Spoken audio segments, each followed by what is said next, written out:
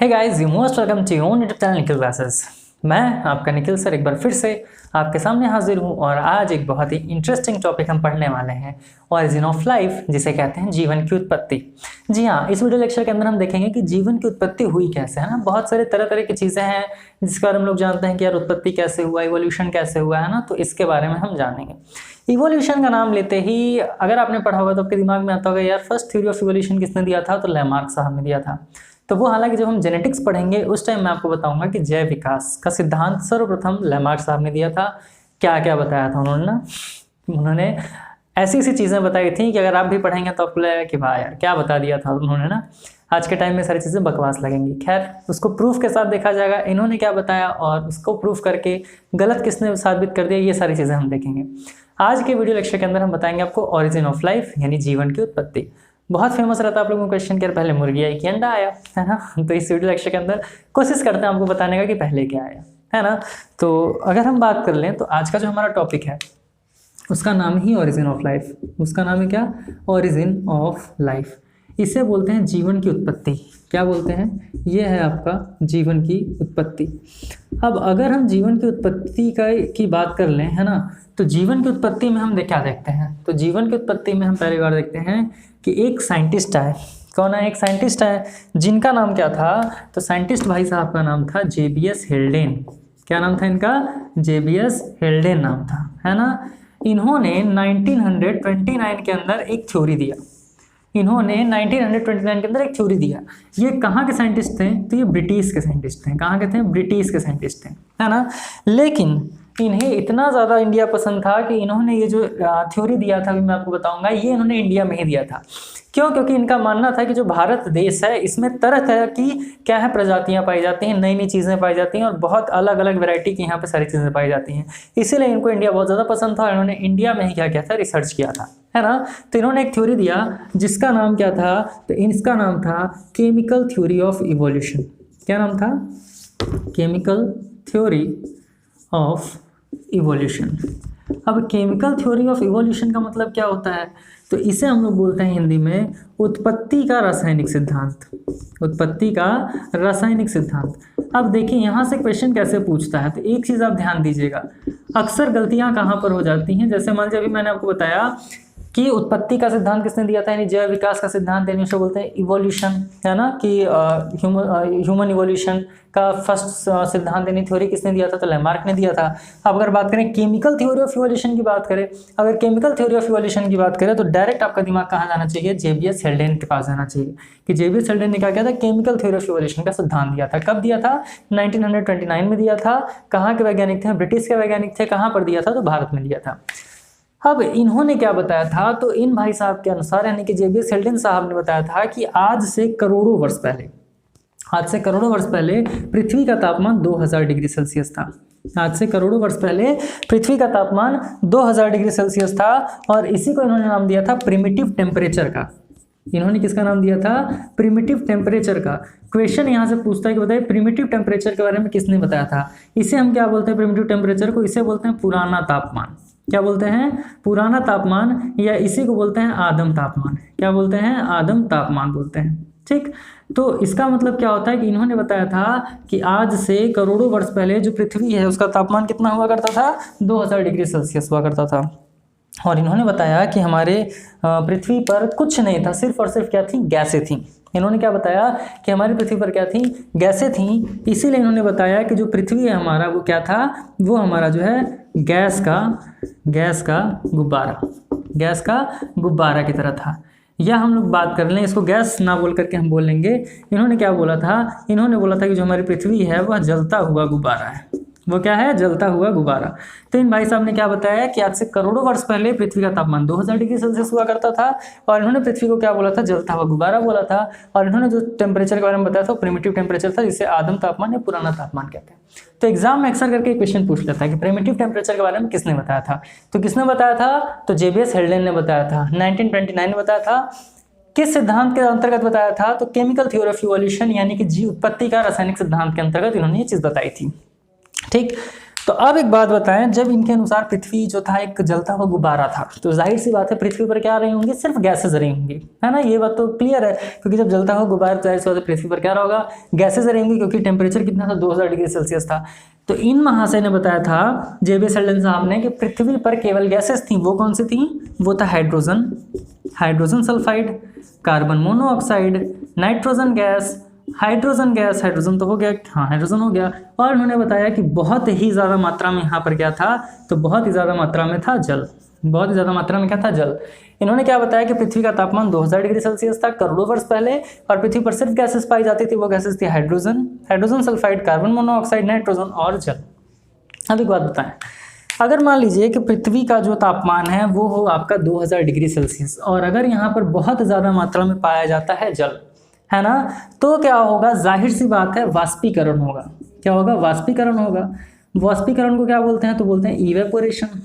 वाष्पीकरण होगा, और जब वाष्पीकरण होगा तो जाहिर सी बात है बादल बनेगा। क्या बनेगा? बादल बनेगा, और बादल बनेगा तो जाहिर सी बात है क्या होगा भैया, बारिश होगा। क्या होगा? बारिश होगा। और जब बहुत ज़्यादा बारिश हमारी पृथ्वी पर हुआ तो क्या हुआ, यहाँ का टेम्परेचर धीरे धीरे क्या हो गया, ठंडा हो गया, या यहाँ का टेम्परेचर धीरे धीरे क्या हो गया, कम हो गया। तो एक टाइम ऐसा आया था कि पूरा आइस एज के बारे में हम पढ़ते हैं कि सारी चीज़ें एकदम क्या हो गई थी, जम गई थी, सब बर्फ ही बर्फ हो गया था, लेकिन उसका हमें नहीं पढ़ना है। तो क्या हुआ था कि जब टेम्परेचर क्या हुआ, बारिश हुआ, तो टेम्परेचर यहाँ से धीरे धीरे कम होना स्टार्ट हो गया, है ना। तो जब टेम्परेचर कम होगा तो आपको पता है कि अगर गर्मी होता है तो हमारा मन करता है कि दूर दूर रह करके काम करने का, नहीं कि दूर दूर रहो सबसे, ना मन करता है कि एकदम अकेले में ही रहने का, खास करके क्योंकि गर्मी बहुत ज़्यादा लगती है। बट अगर ठंडी आता है तो हम लोग क्या करते हैं, ढेर सारा कपड़ा पहन लेते हैं, जैसा भी मैं पहना हूँ, ढेर सारा कपड़ा पहन लेते हैं। क्यों? क्योंकि क्या होता है, जैसे रेल की पटरियाँ देखें तो ये सब क्या होता है, ठंडी में सिकुड़ने लगती हैं ना। तो क्या होते हैं, एलिमेंट्स जो है धीरे धीरे पास आने लगते हैं, तो जो तत्व होते हैं धीरे धीरे क्या करने लगते हैं, पास आने लगते हैं ना। तो जब टेम्परेचर पृथ्वी का कम हुआ तो ये जो एलिमेंट्स अलग अलग थे, ये सब जो तत्व दूर दूर थे, ये तत्व क्या हो गया, आपस में मिलने लगे। ये तत्व क्या हुए, धीरे धीरे आपस में मिलने लगे, और जब इन्होंने मिला तो इन लोगों ने क्या कर लिया। तो चलिए, अच्छा इतना चीज़ क्लियर है, उम्मीद कर रहा हूँ आपको समझना होगा। इसको मैं इरेज कर देता हूँ, और फिर हम यहाँ पर देखेंगे केमिकल थ्योरी ऑफ इवोल्यूशन में इन्होंने आगे क्या बताया था ना। तो ये क्या था, कुछ एलिमेंट्स था। तो इन्होंने क्या किया हुआ, जब बारिश हुआ तो टेम्परेचर क्या हुआ, कम हुआ। इसके बाद जब ये सब एलिमेंट्स मिले तो चलिए देखते हैं कि कौन सा एलिमेंट बना, और पहले मुर्गी आएगी, अंडा आया। तो आइए अब हम देखते हैं उसके बाद क्या क्या हुआ, है ना। तो फिर से मैं आपको बता दूं कि पृथ्वी पर इनके अनुसार कौन कौन से एलिमेंट्स थे। तो हाइड्रोजन था, हाइड्रोजन सल्फाइड था, ठीक, फिर क्या था, कार्बन मोनोऑक्साइड था, नाइट्रोजन था, और बहुत ही ज़्यादा मात्रा में क्या था, जल था। तो hydrogen, hydrogen sulphide, carbon monoxide, nitrogen और H2O यानी कि जल बहुत ज़्यादा मात्रा में था। और इन्होंने कितना बताया था, प्रिमिटिव टेम्परेचर कितना था अर्थ का। तो प्रिमिटिव टेम्परेचर अर्थ का था 2000 डिग्री सेल्सियस, है ना। कितना था, 2000 डिग्री सेल्सियस था प्रिमिटिव टेम्परेचर। तो क्या हुआ कि जब जल होगा और इतना ज़्यादा मात्रा में क्या होगा, टेम्परेचर होगा, तो जाहिर सी बात है बारिश होगा। और जब बारिश हुआ तो क्या हुआ, ये सारे जो एलिमेंट्स दूर दूर थे, ये एलिमेंट्स कहाँ आ गए, पास पास आ गए, है ना। तो फिर क्या हुआ, है ना, तो क्या होगा, छोटे आकार के तत्वों ने, छोटे आकार के तत्वों ने मिलकर मध्यम आकार के तत्व बनाए। क्योंकि क्या होगा कि जब टेम्परेचर जाहिर सी बात है कम होगा तो चीज़ें क्या होंगी, यानी कि एलिमेंट्स क्या होंगे, आपस में जुड़ेंगे। और जब ये जुड़े तो क्या हुआ कि इन्होंने क्या किया कि नए मध्यम आकार के तत्वों का निर्माण हुआ। क्या हुआ, तो ध्यान दीजिएगा, मध्यम आकार के तत्व कौन कौन से, एलिमेंट्स कौन से थे। तो ये था आपका अमीनो एसिड। ये क्या था, अमीनो एसिड, यानी कि अमीनो अम्ल बना। क्या बना, अमीनो अम्ल बना। इसके बाद अगर हम बात कर लें, इसके बाद शुगर बना। इसके बाद क्या बना, शुगर यानी कि शर्करा, ठीक। यानी कि ये एलिमेंट्स ने मिलकर क्या बना, ये सारी चीज़ों का निर्माण किया, है ना। उसके बाद क्या बना, इसके बाद लिपिड्स बना। लिपिड्स मतलब क्या होता है, लिपिड्स मतलब होता है वसा, जिसे हम बोलते हैं फैट, है ना। तो क्या क्या बना, तो ये सारे जो एलिमेंट्स दूर दूर थे, ये जब पास आए तो इन्होंने क्या बनाया, मध्यम आकार के तत्व बनाए। मध्यम आकार के तत्व क्या कहते हैं, तो मध्यम आकार के तत्व आपके थे अमीनो अम्ल, जिसे अमीनो एसिड कहते हैं। फिर आपका क्या बना, आपका बना शुगर, जिसे शर्करा कहते हैं। फिर आपका बना लिपिड्स, जिसे बोलते हैं वसा, है ना। अब क्या हो गया, धीरे धीरे टेम्परेचर कम होते गया, सारी चीज़ें हुई। फिर क्या हो गया कि ये जो एलिमेंट्स थे, ये मध्यम आकार के जो एलिमेंट्स थे, इन्होंने मिलकर के क्या किया, मध्यम आकार के तत्वों ने मिलकर तत्वों ने मिलकर बड़े अणु बनाया। बड़े अणु का क्या किया? निर्माण किया। बड़े अणु का निर्माण किया। ठीक, इसका मतलब क्या हो गया? इसका मतलब हो गया कि small elements forms middle elements, है ना। यहाँ क्या होगा? Middle elements form large molecules, है ना। इन्होंने क्या बनाया? बड़े मॉलिक्यूल्स बनाए। तो अब देखेंगे कि जो बड़े हमारे थे जो हमारे बड़े मॉलिक्यूल्स हैं, तो बड़े मॉलिक्यूल्स क्या हुए? तो बड़े मॉलिक्यूल्स यानी कि लार्ज मॉलिक्यूल्स की अगर हम बात करें, जो कि किससे बने थे? जो अमीनो एसिड से, शुगर से, लिपिड्स, इन सब से बने थे। वो क्या थे आपके? तो ये थे आपके न्यूक्लिक एसिड। ये क्या थे? ये थे आपके न्यूक्लिक एसिड, जिसे कहते हैं न्यूक्लिक अम्ल। इसे क्या कहते हैं? इसे कहते हैं न्यूक्लिक अम्ल, है ना। फिर जब अमीनो एसिड्स मिले, शुगर्स मिले, तो यहाँ से क्या बना? यहाँ से बना प्रोटीन। यहाँ से क्या बना? यहाँ बना प्रोटीन। फिर जब बाकी के एलिमेंट्स मिले तो इन्होंने क्या बनाया? लिपिड्स से मिलकर क्या बनाया? तो यहाँ पर बना फैट, और इसे भी कहते हैं वसा। पॉलीसैकेराइड ही बना। पॉलीसैकेराइड क्या होता है? तो मोनोसैकेराइड से मिलकर के बना होता है। ये जब हम टॉपिक पढ़ेंगे आपका, पॉलीसैकेराइड को हिंदी में बोलते हैं बहुसुकराय। जब हम टॉपिक पढ़ेंगे आपका न्यूट्रिशन का, है ना, तो जब न्यूट्रिशन की टॉपिक पढ़ेंगे तो इसमें आपको सारी चीज़ें बताई जाएंगी। ठीक, तो अब क्या हो गया भैया कि पहले टेम्परेचर जब बहुत ज़्यादा था तो सारे एलिमेंट्स दूर दूर थे। फिर जब बारिश हुआ, कुछ एलिमेंट्स क्या आपस में पास आए, तो ये छोटे एलिमेंट्स मिलकर के मिडिल आकार के एलिमेंट्स बना, मध्यम आकार के बना, जिसमें अमीनो अम्ल था, शुगर था, लिपिड्स था। फिर ये भी जब पास में आए, एक दूसरे से जुड़े, तो उन्होंने क्या बनाया? न्यूक्लिक अम्ल बनाया, प्रोटीन बनाया, फैट बनाया, और बहुसुकराय यानी कि पॉलीसैकेराइड बनाया। अब क्या हो गया? अच्छा, न्यूक्लिक एसिड की अगर हम बात कर लें, न्यूक्लिक एसिड क्या होता है तो मैं आपको बता दूं, न्यूक्लिक एसिड ही है आपका डीएनए और आरएनए। न्यूक्लिक एसिड ही क्या है सर? तो न्यूक्लिक एसिड है आपका डीएनए और आरएनए।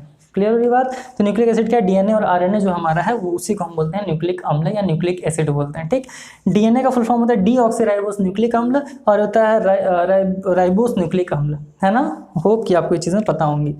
अब क्या हो गया? यहाँ से जब ये सारी चीज़ें फॉर्म हो गई, इसके बाद किसका निर्माण होता है? इसके बाद निर्माण होता है प्रोटोसेल का। इसके बाद किसका निर्माण होता है? इसके बाद निर्माण होता है प्रोटोसेल का। प्रोटोसेल को ही बोलते हैं डेड सेल। प्रोटोसेल को क्या बोलते हैं? डेड सेल बोलते हैं, या इसी को बोलते हैं मृत कोशिका। इसी को क्या बोलते हैं? मृत कोशिका बोलते हैं। तो ये चीज़ ध्यान दे लीजिएगा कि फिर क्या आया? प्रोटोसेल आया। अब यहीं से कंसेप्ट क्लियर होगा कि पहले मुर्गी आई कि अंडा। अब एक चीज़ ध्यान दीजिएगा कि जो अंडा होता है वो किसका बना होता है? सेल्स का बना होता है, यानी कि कोशिका का बना हुआ होता है। जैसे हमारी जो बॉडी है, हमारी बॉडी का सबसे सूक्ष्मतम, सबसे छोटा पार्ट है, उसे क्या बोलते हैं? कोशिका बोलते हैं, यानी कि सेल से ही मिलकर के हमारी पूरी बॉडी की स्ट्रक्चर हुई है ना। तो प्रोटोसेल को क्या बोलते हैं? डेड सेल, या इसी को बोलते हैं मृत कोशिका। अब एक बात बताएं, मृत कोशिका में जान कैसा है? तो आपको पता है कि जब बहुत ज़्यादा मात्रा में बारिश होगा, जब बहुत ज़्यादा मात्रा में क्या होगा? बारिश होगा, तो बिजली भी चमकेगा। क्या चमकेगा? बिजली चमकेगा। बिजली को बोलते हैं लाइटनिंग होगा। और लाइटनिंग में क्या होता है? तो लाइटनिंग में होता है आपका एनर्जी। लाइटनिंग में होता है एनर्जी, जिसे हम कहते हैं ऊर्जा, जिसे कहते हैं ऊर्जा। और जब लाइटनिंग पड़ा किस पर? प्रोटोसेल पर, तो प्रोटोसेल में क्या आ गया? जान आ गया। यानी मृत कोशिका में क्या आ गया? जान आ गया। और यहीं से फर्स्ट लिविंग ऑर्गेनिज्म यानी कि पहला जीवित कोशिका क्या बना, या पहला जीवित जीव क्या बना? तो ये था आपका नीला हरा शैवाल। इसे क्या बोलते हैं? नीला हरा शैवाल, यानी इसी को बोलते हैं ब्लू ग्रीन एल्गी। इसी को क्या बोलते हैं? इसी को बोलते हैं ब्लू ग्रीन एल्गी। तो क्वेश्चन पूछता है कि ये बताइए कि फर्स्ट लिविंग ऑर्गेनिज्म कौन सा था, यानी कि पहला जीवित तत्व सॉरी हाँ, तो क्वेश्चन पूछेगा आपसे कि फर्स्ट लिविंग ऑर्गेनिज्म कौन सा था? तो ये क्या था? ब्लू ग्रीन एल्गी, ऐसे बोलते हैं नीला हरा शैवाल। अब हम देखेंगे कि मृत कोशिका की खोज किसने की थी, फिर हम देखेंगे कि ब्लू ग्रीन एल्गी यानी कि नीला हरा शैवाल की खोज किसने की थी। काफ़ी लोग को डाउट होगा कि सर लाइटनिंग से जो मतलब आपका जो प्रोटोसेल यानी मृत कोशिका है उसमें जान आ जा रहा है, तो ऐसा अब क्यों नहीं होता? एक्चुअली मैंने यहाँ पर आपको एनर्जी बताया, ऊर्जा बताया, बट ये एक्चुअली में है क्या? ये है आपका प्रोटोप्लाज्म। ये क्या है? ये एक्चुअली आपका है प्रोटोप्लाज्म, जिसे कहते हैं जीव द्रव। जिसे क्या कहते हैं? जीव द्रव। ठीक, तो समझाने के लिए मैंने बोला बिजली में लाइटनिंग होता है, और वहाँ से जो एनर्जी आई इसके अंदर, और इसमें क्या आ गया? जान आ गया। और फर्स्ट लिविंग ऑर्गेनिज्म क्या था? नीला हरा शैवाल। तो मैं आपको बता दूं कि हमारा जो एग होता है, एग क्या होता है? वो सेल का बना हुआ होता है। तो पहले मुर्गी आई कि अंडा से, यहाँ से कॉन्सेप्ट क्लियर होता है कि पहले क्या आई थी? अंडा आया था, है ना। तो होप कि आपको समझ में आया होगा। क्या था? जेबीएस हेल्डेन ने 1929 में एक सिद्धांत यानी थ्योरी दिया। वो क्या था? केमिकल थ्योरी ऑफ इवोल्यूशन, यानी कि उत्पत्ति का रासायनिक सिद्धांत। उसमें इन्होंने किसके बारे में बताया, उसमें इन्होंने प्रिमिटिव टेम्परेचर के बारे में बताया। प्रिमिटिव टेम्परेचर क्या होता है, तो आदम तापमान है, इसी को बोलते हैं पुराना तापमान। इन्होंने बताया कि पृथ्वी का जो तापमान था वो 2000 डिग्री सेल्सियस था, और यहाँ पर सिर्फ गैसेस थी, hydrogen, hydrogen sulphide, carbon monoxide, nitrogen और जल। जहाँ पर बहुत ज़्यादा टेम्परेचर होगा और पानी होगा तो जाहिर सी बात है बारिश भी होगा, इसीलिए इन्होंने कहा था जलता हुआ गुब्बारा। पृथ्वी को उन्होंने क्या बोला था, आग का गुब्बारा या जलता हुआ गुब्बारा। उसके बाद क्या हुआ, जब बारिश हुआ तो ये जो एलिमेंट्स थे, क्योंकि टेम्परेचर धीरे धीरे जब कम हुआ, ये करोड़ों वर्ष पहले की घटना है, तो क्या हुआ जब टेम्परेचर धीरे धीरे कम हुआ तो ये जो एलिमेंट्स दूर दूर थे ये थोड़ा पास आए, और जब ये पास आए तो उन्होंने किसका निर्माण किया, अमीनो अम्ल का, शुगर का, लिपिड्स का। फिर जब ये सारे एलिमेंट्स मिले तो इन्होंने क्या बनाया, न्यूक्लिक अम्ल बनाया, प्रोटीन बनाया, फैट बनाया, पॉलीसैकेराइड बनाया। न्यूक्लिक एसिड क्या होता है, डीएनए और आरएनए जिसे हम बोलते हैं। फिर क्या हो गया कि हालांकि तो जान तो इसमें था नहीं, तो फिर ये क्या बना, प्रोटोसेल यानी कि डेड सेल बन गया, और प्रोटोप्लाज्म की वजह से इसमें क्या आ गया, जान आ गया। और फर्स्ट लिविंग ऑर्गेनिज्म आपका क्या आया, नीला हरा शैवाल या फिर ब्लू ग्रीन एल्गी। तो होप कि ये सारी चीज़ें आपको समझ में आई होंगी, है ना, क्योंकि ये जो कंसेप्ट है बहुत ही ज़्यादा इंपॉर्टेंट है और आपके कॉम्पिटिटिव एग्जाम्स में अक्सर करके क्वेश्चन पूछ देता है कि प्रिमिटिव टेम्परेचर के बारे में बताइए, फिर आपसे बता देता है कि अच्छा बताइए कि फर्स्ट लिविंग ऑर्गेनिज्म कौन सा था, फिर आपसे पूछ देता है कि स्ट्रॉन्गेस्ट सेल किसे बोलते हैं, लॉन्गेस्ट सेल किसे बोलते हैं, लार्जेस्ट सेल कौन सा होता है। तो ये सारी चीज़ें ही इसमें आती हैं ना। तो चलिए अब इसको हम इरेज करते हैं, और इरेज करके बाकी की जितनी भी चीज़ें आपको समझा देते हैं। होप कि ये सारी चीज़ें आपको समझ में आ रही होंगी। एक चीज़ मैं आपसे इतना कहना चाहूँगा कि आप लोग नोट्स बनाते रहें। अगर आप जितनी चीज़ें हम करा रहे हैं, अगर आप हैंड टू हैंड नोट्स बनाते हो तो यकीन मानिए कि आप बहुत ही अच्छा काम कर रहे हो, है ना। बिलीव करिए, विश्वास करके आप सिर्फ करते जाइए चीज़ों को। आप कोई भी कॉम्पिटिटिव एग्जाम्स देंगे या फिर अगर आप क्वेश्चंस एक बार देख लोगे तो आपको समझ में आ जाएगा कि जितने भी क्वेश्चंस हैं वो हमारे डायरेक्ट कंसेप्ट से ही आ रहे हैं, है ना। बाकी हमारे ऑफलाइन स्टूडेंट्स को सारी चीज़ें पता हैं, आपको भी धीरे धीरे पता चलेंगी। तो पसंद आ रहा होगा वीडियो तो लाइक ज़रूर करेंगे ना। तो चलिए इसको इरेज करते हैं और आगे के कंसेप्ट को आपको समझा देते हैं। अब आइए कुछ इंपॉर्टेंट चीज़ें हैं उसको हम देख लेते हैं जो कि क्वेश्चन आपके एग्जाम में बन सकता है। तो क्वेश्चन क्या है, ध्यान से देखिएगा। फर्स्ट क्वेश्चन है कि ये बताइए कि आपका जो डेड सेल है यानी कि जो मृत कोशिका है, इसका डिस्कवर किसने किया था, इसका डिस्कवर किसने किया था यानी कि खोज किसने किया था। फिर आपसे पूछ देगा कि अच्छा बताइए कि जो फर्स्ट लिविंग ऑर्गेनिज्म था इसका डिस्कवर किसने किया था, इसका डिस्कवर किसने किया था यानी खोज किसने किया था। तो अगर हम बात करते हैं सर, अगर हम बात करते हैं डेड सेल यानी कि मृत कोशिका का, तो इसके जो खोजकर्ता थे वो रॉबर्ट हुक साहब थे। वो कौन थे, वो रॉबर्ट हुक साहब थे, है ना। किसने किया था, तो वो किया था रॉबर्ट हुक ने, रॉबर्ट हुक ने किया था। ठीक, तो अगर मान लीजिए आपसे क्वेश्चन पूछ दे, मान लीजिए आपसे क्वेश्चन पूछ दे कि रॉबर्ट हुक ने कब किया डिस्कवर, तो इन्होंने किया था 1665 में, यानी कि 1665 में इन्होंने क्या किया था, रॉबर्ट हुक ने डेड सेल का क्या कर दिया था, खोज कर दिया था, है ना। तो अगर हम बात करें थोड़ा सा, चलिए मैं रॉबर्ट हुक के बारे में थोड़ा सा और कुछ बात कर लेता हूँ। अगर रॉबर्ट हुक की बात की जाए तो इन भाई साहब ने क्या किया था, एक बुक लिख दिया था, इन्होंने क्या किया था, एक बुक लिखा था। तो पूछ लेता है कि रॉबर्ट हुक की किताब का नाम बताइए ना, या फिर पूछ देगा कि ये बताइए जो माइक्रोग्राफिया है, जो क्या है, माइक्रोग्राफिया है, यह पुस्तक किसने लिखा था, या माइक्रोग्राफिया नामक पुस्तक किसने लिखा था। तो माइक्रोग्राफिया की अगर बात करें तो ये रॉबर्ट हुक का बुक था। किसका बुक था, रॉबर्ट हुक का बुक था। इन्होंने क्या किया था, डेड सेल यानी मृत कोशिका का खोज किया था और माइक्रोग्राफिया नामक बुक लिखा था। अच्छा, एक चीज़ आप थोड़ा सा और जान लीजिए कि जो रॉबर्ट हुक हैं इन्होंने क्या किया था, इन्होंने मृत कोशिका को 3 चीज़ों में देखा था। इन्होंने क्या किया था, 3 अलग अलग चीज़ों में पुष्टि करने के लिए देखा था कि मृत कोशिका का खोज किसने किया। तो इन्होंने क्या किया, पहला जो था, पहला इन्होंने जिसमें किया वो था आपका हनी कॉम्ब। वो क्या था आपका, हनी कॉम्ब था। हनी कॉम्ब का मतलब क्या होता है, तो हनी कॉम्ब का मतलब होता है मधुमक्खी का छत्ता, मधुमक्खी का छत्ता। तो ठीक, तो इन्होंने पहली बार किस में देखा था, मधुमक्खी के छत्ते में देखा था। अगर दूसरे की बात कर लें तो इन्होंने देखा था कॉर्क बार्क में। कॉर्क बार्क का मतलब क्या होता है, तो ये होता है पेड़ की छाल। किसमें देखा था, पेड़ की छाल में देखा था। तो पहली बार किसमें देखा था, मधुमक्खी के छत्ता में देखा था, दूसरी बार पेड़ की छाल में देखा था, और तीसरी बार किसमें देखा था, तो इन्होंने देखा था अनियन पिल में। किसमें, अनियन पिल में, यानी इसे बोलते हैं प्याज की झिल्ली। इसे क्या बोलते हैं, प्याज की झिल्ली में इन्होंने तीसरी बार मृत कोशिका को देखा था।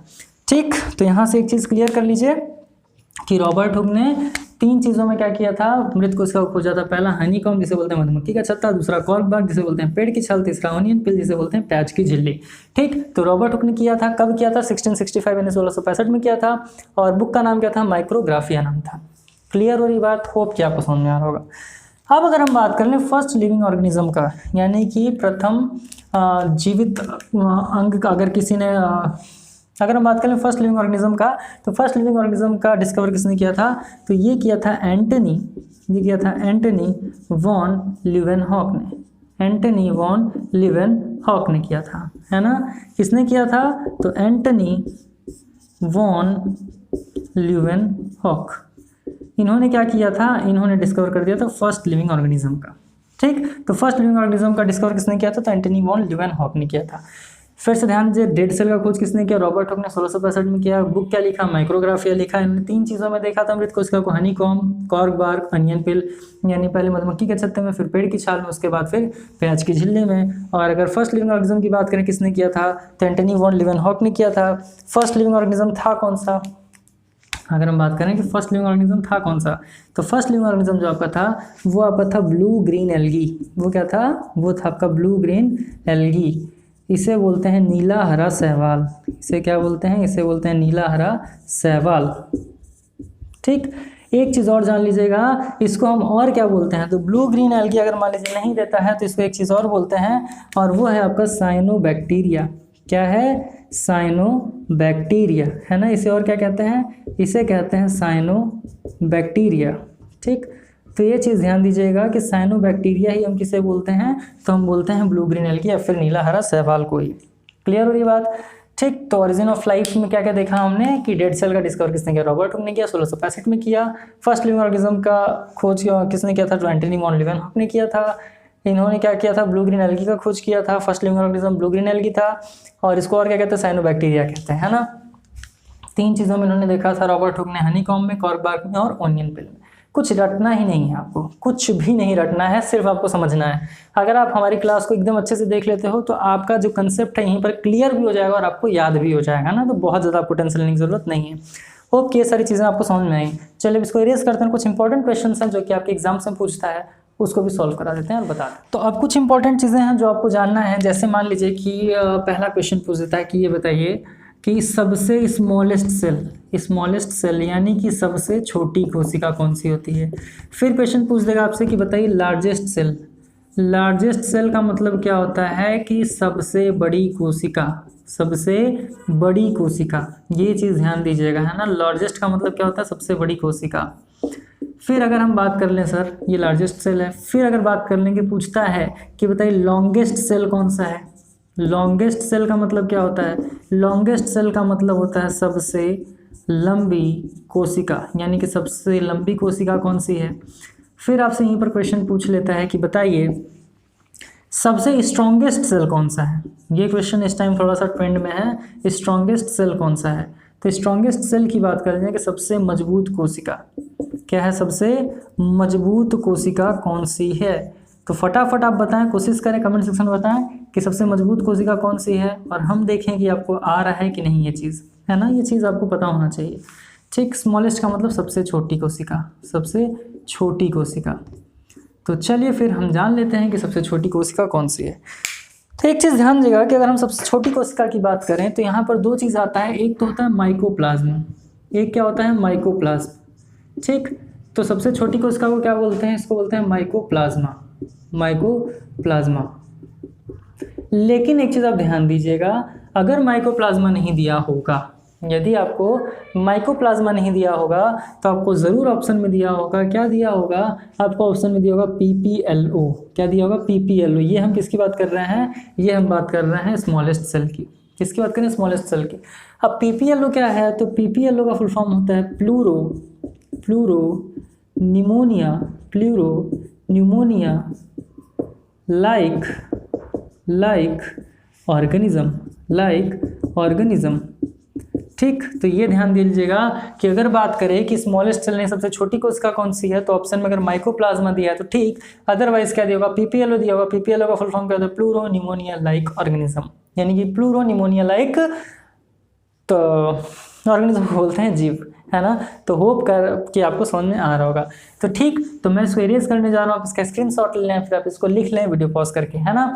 तो चलिए इसको इरेज करते हैं। तो मैं ब्रैकेट में साइड में लिख दे रहा हूँ क्या, कि इसे बोलते हैं माइकोप्लाज्म। तो स्मॉलेस्ट सेल की बात करें तो वो क्या होता है सर? तो वो आपका होता है माइकोप्लाज्मा। वो क्या होता है? वो आपका होता है माइकोप्लाज्म, या क्या होता है? या होता है PPLO। क्या होता है, PPLO होता है, यानी प्लूरोनिमोनिया लाइक ऑर्गेनिज्म। तो ध्यान दीजिएगा ये 10 नहीं है, PPLO है, ध्यान दीजिएगा, ठीक। अगर हम बात करें सर लार्जेस्ट सेल का कि सबसे बड़ी कोशिका कौन सी होती है, सबसे बड़ी कोशिका होती है आपकी ऑस्ट्रिच एग। सबसे बड़ी कोशिका किसे मानते हैं, तो हम मानते हैं ऑस्ट्रिच एग को, यानी इसे बोलते हैं शुतुरमुर्ग का अंडा। क्या बोलते हैं, शुतुरमुर्ग का जो अंडा है उसे हम क्या मानते हैं, उसे हम सबसे बड़ी कोशिका मानते हैं। फिर अगर हम बात कर लें लॉन्गेस्ट सेल, तो लॉन्गेस्ट सेल क्या होता है, यानी सबसे लंबी कोशिका क्या होती है, तो ये आपका होता है न्यूरॉन सेल। क्या होता है, ये आपका होता है न्यूरॉन सेल। इसे बोलते हैं तंत्रिका कोशिका। इसे क्या बोलते हैं, इसे बोलते हैं तंत्रिका कोशिका, ठीक। और अगर हम बात कर लें सर स्ट्रॉन्गेस्ट सेल का, तो ये ध्यान दीजिएगा, स्ट्रॉन्गेस्ट सेल बोलते हैं स्टेम सेल को। किसको बोलते हैं, स्टेम सेल को बोलते हैं, और इसी को बोलते हैं जड़ कोशिका। ध्यान दीजिएगा कि ये सबसे स्ट्रॉन्गेस्ट सेल है।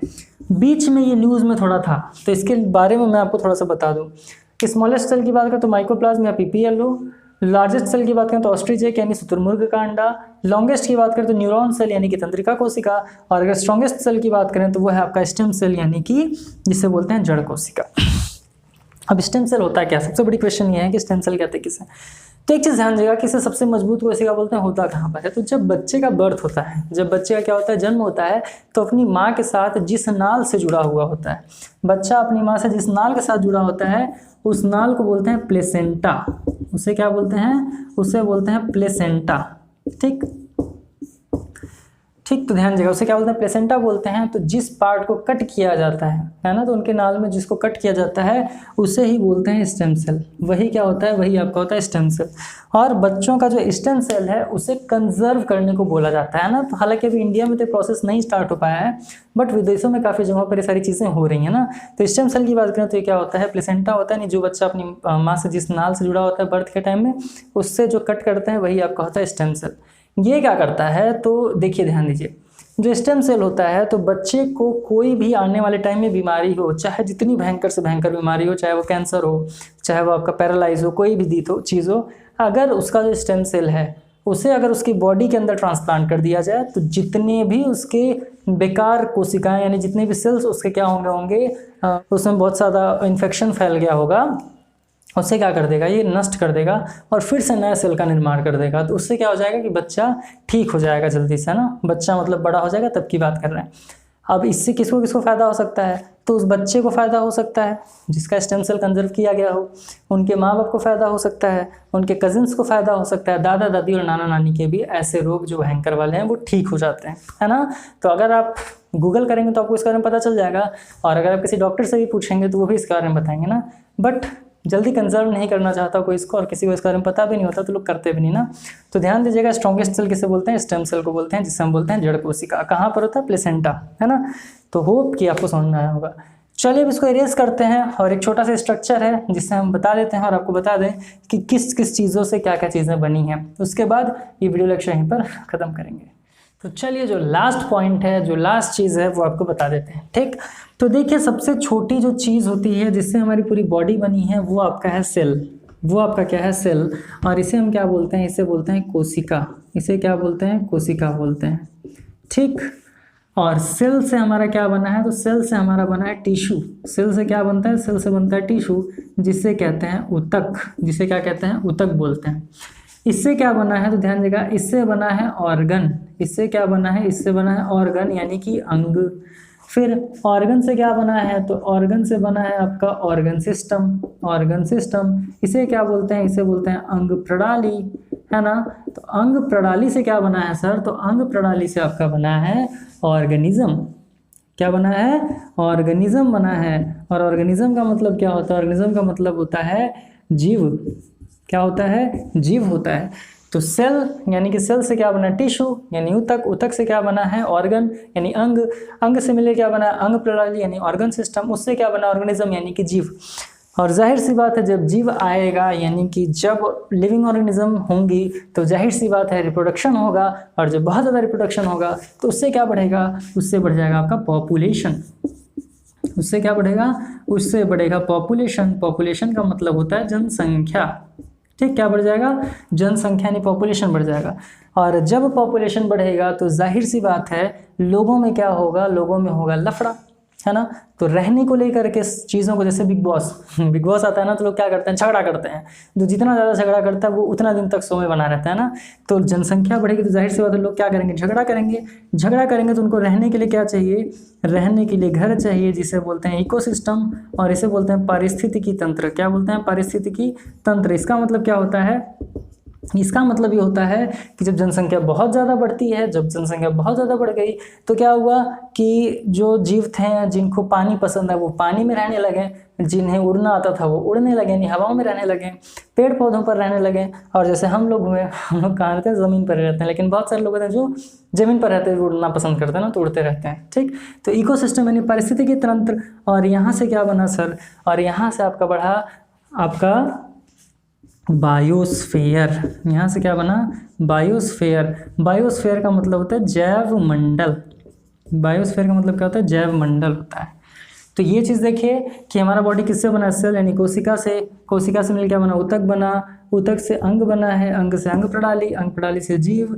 जीव से क्या है? पॉपुलेशन। पॉपुलेशन से पारिस्थितिकी तंत्र यानी इकोसिस्टम। और वहाँ से क्या बना? बायोस्फीयर, जिसे बोलते हैं जैव मंडल। अब एक चीज़ और मैं आपको बता दूँ, कुछ चीज़ें और हैं जो आपको जानना ज़रूरी हैं। वो लास्ट चीज़ है, वो क्या है? ध्यान दीजिएगा। Study of cell. Study of cell. Study of cell यानी कि कोशिका का अध्ययन। क्वेश्चन पूछता है कि बताइए कोशिका का अध्ययन क्या कहलाता है? क्या क्वेश्चन पूछेगा कि बताइए कोशिका का अध्ययन क्या कहलाता है? तो इसे कहते हैं साइटोलॉजी। इसे क्या कहते हैं? इसे कहते हैं साइटोलॉजी। ठीक, ध्यान दीजिएगा। अब साइटोलॉजी क्यों कहा जाता है? साइटोलॉजी इसलिए कहा जाता है क्योंकि कोशिका यानी कि सेल को क्या कहा जाता है? सेल को कहा जाता है साइट्स। सेल को क्या कहा जाता है? सेल को कहा जाता है साइट्स, है ना। इसीलिए इसके अध्ययन को क्या कहा जाता है? साइटोलॉजी कहा जाता है। ठीक, फिर अगला क्वेश्चन है कि ये बताइए कि study of tissue. Study of tissue, इसका मतलब क्या है कि ऊतक के अध्ययन को क्या कहते हैं? ऊतक के अध्ययन को, ऊतक के अध्ययन को क्या कहते हैं? ठीक, तो अगर हम बात करें ऊतक के अध्ययन को तो इसे बोलते हैं हिस्टोलॉजी। इसे क्या कहते हैं? इसे कहते हैं हिस्टोलॉजी। ठीक, अब एक चीज़ बताइए, जब इसको साइटोलॉजी कहते हैं तो क्यों कहते थे? क्योंकि साइट्स कहा जाता है सेल को, तो टिश्यू को अगर हिस्टोलॉजी कहा जाता है तो टिश्यू को क्या कहा जाता होगा? क्योंकि टिश्यू की स्टडी को अगर अध्ययन को कहा जाता है हिस्टोलॉजी, तो टिश्यू को कहा जाता है सर हिस्ट। टिश्यू को क्या कहा जाता है? टिश्यू को कहा जाता है हिस्ट। तो क्या था? सेल, सेल से टिश्यू, टिश्यू से ऑर्गन, ऑर्गन से ऑर्गन सिस्टम, ऑर्गन सिस्टम से ऑर्गेनिज्म, फिर पॉपुलेशन, फिर इकोसिस्टम, फिर बायोस्फीयर, है ना। सो होप कि आपको ये चीज़ें समझ में आई। एक चीज़ ध्यान दीजिएगा, यहाँ पर एक चीज़ थोड़ा सा गलत हो गया है। गलत क्या हो गया है? मैंने क्रम में एक चीज़ छोड़ दिया, और वो चीज़ क्या है? आपका इकोसिस्टम यानी पारिस्थितिकी तंत्र। फिर यहाँ पर क्या हो जाएगा?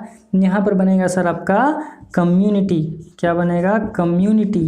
कम्युनिटी का मतलब होता है समुदाय। जी हाँ, जब लोगों का समुदाय बनेगा, क्योंकि क्या हुआ कि इकोसिस्टम पारिस्थितिकी तंत्र, तो कुछ लोग कहाँ चले गए? पानी में, कुछ जीव पानी में चले गए, कुछ हवा में यानी कि पेड़ पौधों पर रहने लगे, कुछ क्या ज़मीन पर है। तो इनके बीच में क्या बना? अलग अलग समुदाय बन गया। क्या बन गया? अलग अलग समुदाय बन गया। और समुदाय बना तो यहाँ से क्या बना? यहाँ से बना बायोस्फीयर, जिसे कहते हैं जैव मंडल। इसे क्या कहते हैं? जैव मंडल कहते हैं। ठीक, तो होप कि ये सारी चीज़ें आपको समझ में आई होंगी। तो ये पूरा था आपका टॉपिक ऑरिजिन ऑफ लाइफ यानी कि जीवन की उत्पत्ति।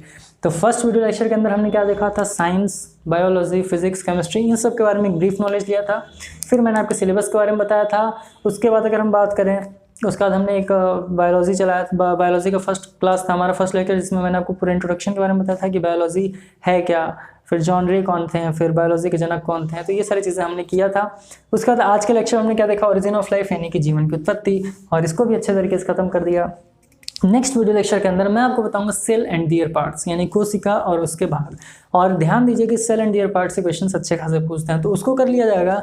उसके बाद अगला टॉपिक जो होगा यानी कि अगला चैप्टर आपका जो होगा वो हमारा होगा ह्यूमन डाइजेस्टिव सिस्टम, है ना। फिर हम ह्यूमन बॉडी पर चलेंगे, डाइजेस्टिव सिस्टम, फिर एक्सक्रेटरी सिस्टम, फिर आपके स्केलेटल सिस्टम, उसके बाद फिर रेस्पिरेटरी सिस्टम। ये सारी चीज़ें हम पढ़ते हुए धीरे धीरे सारी चीज़ों को खत्म करेंगे। होप कि वीडियो आपको पसंद आया होगा। पसंद आया तो लाइक ज़रूर करें और अपने दोस्तों के साथ भी ज़रूर शेयर करें। जल्द ही मिलेंगे आपसे अगले वीडियो लेक्चर के अंदर। तब तक के लिए all the best. Thank you.